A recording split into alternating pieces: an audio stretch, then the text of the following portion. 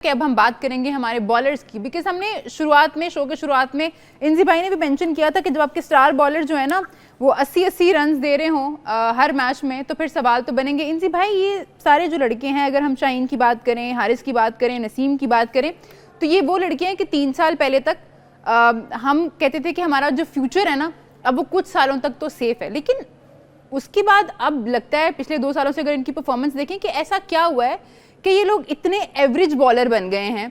अगले जो भी इनके साथ टीम खेल रही होती है ओपोनेंट, वो इनको बहुत जल्दी प्रिडिक्ट कर लेते हैं। और क्या इन लोगों ने अपनी गेम डेवलप नहीं की, अपनी स्किल्स को इन्हांस करने की कोशिश नहीं की, वहीं रह गए हैं जहाँ पे थे? जी बिल्कुल, ये सही कहा है। और देखिए, आप अगर वक्त के साथ इम्प्रूव नहीं करते ना, अपने अंदर नई चीज़ें नहीं लेके आते, तो लोग आपको पकड़ लेते हैं।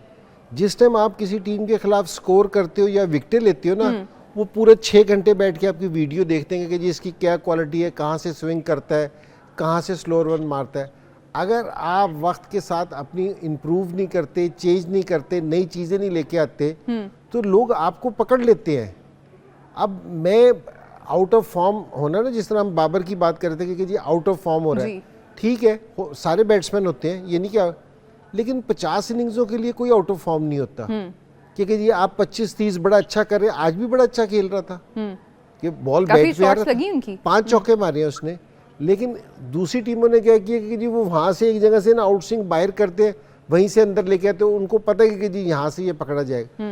अगर आपने इम्प्रूव ना किया, शाहीन है जिस तरह, शाहीन का अगर आप स्कोर कार्ड देख लेंगे कि जी हम इसको कितना हाई रेट करते हैं कि जी ये हमारी बॉलिंग को लीड करेगा, तो आप अगर इसके पिछले 5 से 6 मैचेस में देखें ना, तो 80-80 रन इसने दे रखे हैं। क्यों? क्योंकि जी बॉलिंग में इसने वेरिएशन ही पैदा नहीं की। जो बॉलिंग ये आज से 3 साल पहले कर रहा था, उस टाइम इसकी स्पीड भी ज़्यादा थी, थोड़ी सी अब स्पीड कम हुई, वेरिएशन नहीं हुई। हारिस रऊफ का भी इसी तरह ही है। नसीम शाह आते ही कितना एकदम विकेट लेना शुरू किया था। तो अगर आप वेरिएशन पैदा नहीं करेंगे ना अपनी बात, और नई चीज़ें नहीं लेके आएंगे, अपने आप को डेवलप नहीं करेंगे, जिस तरह सकलैन कह रहे थे ना कि जितनी तेजी से टीम को डेवलप करना चाहिए, इसी तरह इंडिविजुअल का भी है। उसको भी अपना, एक तो टीम है ठीक है, लेकिन अपने आप को नहीं करेंगे तो फिर आप पीछे रह जाएंगे। अब लोगों ने पकड़ लिया है, तो उसका नतीजा आपके सामने है। सकी भाई, मैं आपका भी पॉइंट ऑफ व्यू जरूर लेना चाहूंगी। इन लड़कों के साथ आपने खेला हुआ, बल्कि वो टाइम भी अच्छा था, ये लोग अच्छा कर रहे थे, तो अब ऐसा क्या हो गया है? यही लड़के हैं, चलें बाकी सिलेक्शन, बाकी जो नए लड़के हैं उनको तो छोड़ ही दें, ये जो पुराने हैं इनको क्या हो गया है? देखिए, इंजी भाई ने मेरा ख्याल है सारे पॉइंट्स कवर कर दिए हैं। वक्त के साथ नहीं चलेंगे तो वक्त रुकने वाला नहीं है।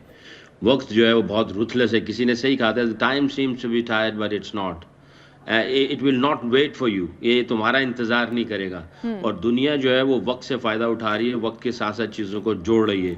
और अगर हम लोग वक्त के साथ नहीं चलेंगे, बल्कि वो वक्त से आगे चल रहे हैं। अभी मैं अनिल कुंबले का भी एक वो सोशल मीडिया भी पढ़ रहा था, उसने कहा था regardless of this champions trophies result, India का जो भी रिजल्ट आता है, उसने कहा क्या ये सीनियर प्लेयर अगले वर्ल्ड कप के लिए या अगले मेगा इवेंट्स के लिए क्या वो उधर अवेलेबल होंगे?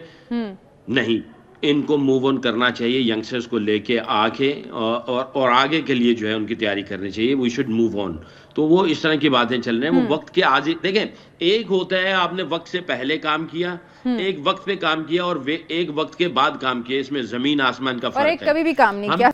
हमारे एक बुजुर्ग थे, बड़ी अच्छी मिसाल देते थे, कहते थे देखो अल्लाह ताला ने ये 2 आंखें दी हैं, इन 2 आंखों को जो सही इस्तेमाल करेगा वो बहुत जो है वो बहुत तरक्की करेगा। तो मैं अक्सर वो सुनता था, खैर वो तो थे कुछ रूहानी किस्म के, तो वो मुझे हेल्प हुई क्रिकेट के अंदर जब मैं कोचिंग में आया।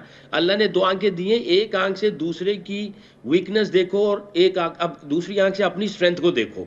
जब आप अपनी एक आंख से अपनी स्ट्रेंथ को देखोगे, अगले की वीकनेस को देखोगे ना, तो फिर आप बड़े अच्छे तरीके से compete करोगे। अगर ये आंख का देखना उल्टा हो जाएगा ना, कि आप उसकी स्ट्रेंथ देख रहे हो, अपनी वीकनेस देख रहे हो, तो आप गए।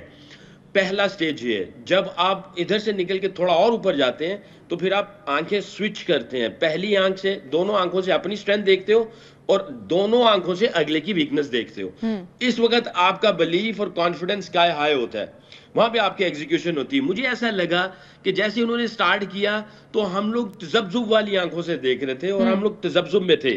बजाय इसके कि उधर से ही हम लोग उनको पकड़ लेते और हमारा एटीट्यूड और हमारा इंटेंट वो कुछ डिफरेंट किस्म का होता और हम उनको जो है वो दबोचने की कोशिश करते।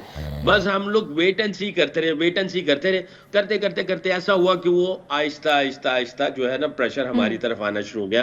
तो आई थिंक वहां पे हमें, जो इंजी भाई भी कल बहुत बारहा कह रहे थे कि हमें अटैक करना है, दलेराना क्रिकेट खेलनी है, और मैं भी इसी बात पे कह रहा था कि देखें हमें जो है करेज और ब्रेवरी ये दोनों चीजें हैं, उसको साथ लेके चलना पड़ेगा, अटैकिंग क्रिकेट खेलनी पड़ेगी।